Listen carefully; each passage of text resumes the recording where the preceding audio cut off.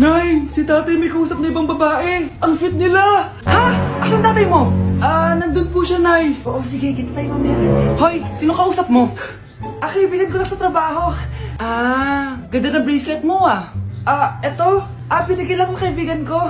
Okay. Hello? Nandyan ka pa? Di pa rin kita pas mag-usap? Sandali na lang to, darling. Umamin ka sa akin. May kabit ka, no?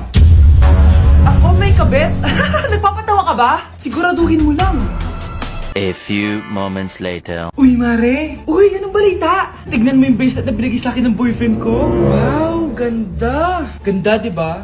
Sabi niya mahal daw to. Hello po, ma'am? Hinahanap po kasi namin yung nagnakaw ng bracelet. Ganito po yung itsura niya. Mare, sabihin mo lang ka nakita. Sige. Sir? Sila po yung nagnakaw. Mare! Akala mo di ko alam na ikaw ang kabit ng asawa ko? Anong mangyayari dito, darling? Oh, eto na pala siya. Couple bracelet pa kayo, magpapaliwanag ako, darling. Sumama na kayo sa akin sa pasinto. Sige na, huliin nyo na yan. Darling, magpapaliwanag ako. Darling!